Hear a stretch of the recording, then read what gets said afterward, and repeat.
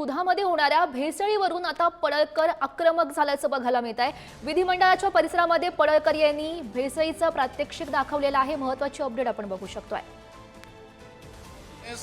1,25,00,000 तयार होतं आणि राज्याचं पॅकिंग जर दुधाचं बघितलं तर ते 70 लाखाच्या आसपास आहे।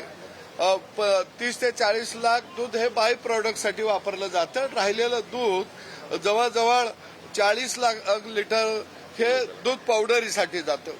काही बाहेरच्या राज्यातले सुद्धा ब्रँड आपल्या राज्यामध्ये येत आहेत, परंतु एका बाजूला शेतकऱ्याला दुधाचा धंदा परवडत नाही। याचं कारण की भेसळीचं दूध मोठ्या प्रमाणामध्ये स्वस्त दरामध्ये बाजारामध्ये विक्रेत्यांच्याकडे येत असतं। त्यांना मोठ्या प्रमाणामध्ये भेसळीच्या दुधावरती कमिशन मिळत असतं आणि एका बाजूला शेतकऱ्यालाही लुटायचा, ग्राहकालाही लुटायचा आणि आमच्या आरोग्याशी खेळायचं, असं या दूध माफियांचं या राज्यामध्ये चाललेलं आहे। आणि म्हणून अशा दूध माफियांना कडक शिक्षा झाली पाहिजे। अजामीनपात्र खऱ्या अर्थानं यांना जन्मठेपर्यंत शिक्षा झाली पाहिजे, कारण तरच दुधाळ जनावरं वाचतील, गावगाड्यातला शेतकरी वाचेल आणि आमच्या लहान लेकरा बाळांचं आरोग्य धोक्यात येणार नाही। पण सदाभाऊ, तुम्ही स्वतः सत्तेतले आमदार आहात दोघेही आणि मुख्यमंत्री तुमच्याच पक्षाचे आहेत। प्रश्न प्रमुख हाच आहे की अशा प्रकारे जे दूध भेसळ होते त्यामुळे भेसळीच्या कायद्यामध्ये बदल करावा का, मनुष्यबळ दाखल करावा का, ही मागणी तुम्ही मुख्यमंत्र्यांकडे 100% भेसळीचा कायदा कडक केला पाहिजे। भेसळ होता कामा नये। तिकडं तपासणी करणारे जे फूड ड्रगचे जे लोक आहेत त्याची संख्या वाढवली पाहिजे, ही मागणी आम्ही दोघं लावून धरू। कारण आम्ही गावगाड्यातली शेतकऱ्याची पोरं आहोत, कारण गावगाडा टिकला तरच देश टिकणार आहे आणि देशातली लेकरं बाळं यांना जर पोषक दूध मिळालं तरच ते त्यांचं भवितव्य पुढे घडणार आहे। या भावनेतून आम्ही या ठिकाणी हा प्रयोग दाखवला महाराष्ट्राला की कशा पद्धतीनं भेसळ माफिया राज्यामध्ये कार्यरत आहेत। तुम्ही एक आरोप केला की ज्या गायींच्या आणि म्हशींच्या गोठ्यांमध्ये दूध विक्री होत आहे, बघा दूध कसं आहे बघा, फेस म्हशीच्या कासात आता काढल्यासारखं आहे बघा, तुमच्या समोरच तयार केलंय दूध। तुम्ही काय डाऊट वाटतोय का तुम्हाला? गोपीचंदजी, तुम्ही जे हे आता सांगताय की गायीचे जे सुट्ट दूध विकलं जातं असे अनेक गोटे मुंबईत सुद्धा आहेत आणि आता तपासणी होणार आहे का? तुम्ही FBI कडे मागणी करणार आहात का? थांबा थांबा थांबा, हे बघा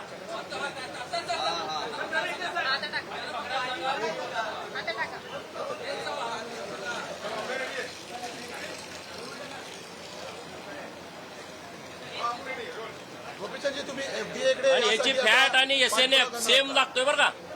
म्हणजे आता आम्ही मशीनात येऊन घेऊ शकलो नाही, सेम फॅट SNF पण तसाच म्हशीच्या दुधाचा। गाईचं म्हैस करणे, पाण्याचं दूध करणे, केमिकल टाकून दूध करणे आणि वेगवेगळं तेल असेल, बाकीचे जे मटेरियल तुम्हाला दाखवलं ते युरिया सुद्धा टाकतात। युरिया आम्ही शेताला टाकतो, युरिया तो ह्या दुधात भेसळ केली जाते, त्याचं प्रमाण आहे।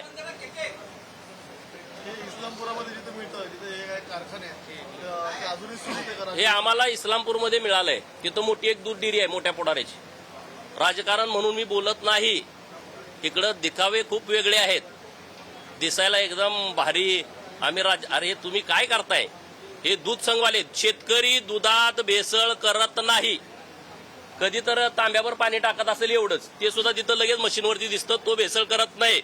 हे डेअरीवाले एवढ्या मोठ्या प्रमाणात भेसळ करतायत आणि गब्बर झालेले आहेत आणि त्यामुळे ह्यांना पहिलं सगळ्यांना जेलमध्ये टाकलं पाहिजे, कारण हे शेतकऱ्यांशी खेळतायत आणि ग्राहकांशी खेळतायत। आणि म्हणून राज्याचे मुख्यमंत्री महोदय यांच्याकडे आम्ही मागणी करणार आहोत, भेसळीच्या बाबतीतला कडक मधला कडक कायदा तयार करावा आणि हे जे सगळे मोठे डेअरीवाले लोक आहेत, 1,00,000 लिटर, 2,00,000 लिटर, 3,00,000 लिटर, 5,00,000, अरे कुठनं आलं हे? 1,00,000 लिटर गोळा झाला का 3,00,000 करते ते। आता जो मी दुसऱ्यांदा प्रयोग केला ते 1 लिटरचं 10 लिटर होते। आता तुम्ही सांगा, 1 लिटरचं 10 लिटर झाल्यानंतर त्या शेतात राबणाऱ्या शेतकऱ्याला कसं काय दर मिळेल? तो तिकडे आंदोलन करतोय, सगळे सरकारच्या नावानं मग ओरडतायत की दुधाला दर का मिळत नाही। हे जर भेसळ थांबली, आमच्या दुधाचा दर दुप्पट तिप्पट होईल ना शेतकऱ्यांचा। आणि म्हणून आम्ही हे सगळ्या लोकांच्या समोर येण्याची आवश्यकता आहे। आता मला काय काय लोक बोलले, अरे तुम्ही कशाला असं करताय दुधाचा धंदा. अरे मग इथं मुंबईमध्ये राहणारी, पुण्यात राहणारी, शहरात राहणारी लोक ज्यांचा काही दोष नाही, जे रात्रंदिवस राबून पैसे देत आहेत, त्यांना तुम्ही कसलं दूध देताय?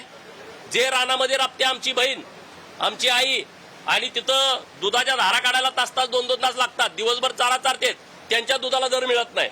म्हणजे दोघं अडचणीमध्ये आणि मधली दलाल लोक गब्बर व्हायला लागलेले आहेत. त्यासाठी हा प्रयोग केलाय. त्यासाठी हे सगळ्या लोकांच्या समोर आणण्याचा आमचा विषय आहे. तुम्ही हा सगळा विषय दाखवलाय. सर्वसामान्य मुंबईकर आहेत, त्यांनी आता दूध घ्यायचं की नाही असा प्रश्न निर्माण होते, त्यांना काय सांगा? नाही, त्यांना आमचं हीच मागणी आहे की जे चांगले दूध संघ आहेत, ज्यांची चांगली नाव आहेत, त्यांचं दूध घेतलं पाहिजे. परंतु राज्य सरकारला आमची हीच मागणी आहे की आता भेसळ थांबली पाहिजे ना, कोणीतरी यात सिरियस व्हायला पाहिजे. इकडे कॅन्सरचं प्रमाण एवढं वाढायचं कारण काय? फक्त आता शेतातला माल, त्याच्यावरती तुम्हाला कीटकनाशकं मिळत आहेत, रासायनिक खतं मिळत आहेत, तिथं अडचण आलेली आहे. कोंबड्या घेतल्या, कोंबड्याला रोज इंजेक्शन मारायला लागतंय, ते 100 ग्राम, 150 ग्राम, 200 ग्राम रोज कोंबडी मोठी मोठी होत जाते. माणसानं खायचं काय? फक्त धनगराची बोकडं आणि मेंढरं, फक्त त्याच्यात आता केमिकल नाही. माझे आहेत म्हणून मी सांगत नाही, पण खरी वस्तुस्थिती आहे. शाकाहारी लोक मला शिवाय देतील, पण त्यांना आता अजून इंजेक्शन दिलेलं नाही. परंतु पुढं जे काय आता बंदिस्त फार्म आहेत, तिथं पण इंजेक्शन मारली जात आहेत. अरे माणसांना मग खायचं काय? पण हे अमूलचं जे दूध आहे, वारणाचं आहे, गोकुळचं आहे, या मोठमोठ्या कंपन्यात देखील हीच मोडचं ऑपरेटिंग. मी कुणाचं नाव घेणार नाही. पण मोठ्या आंतरराष्ट्रीय कंपन्या बघा ना, चेक करा हे सगळं.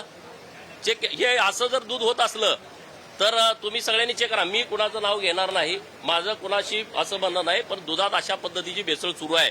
मी 8 दिवस झाला ही सगळी माहिती घेऊन तुमच्या समोर आलोय.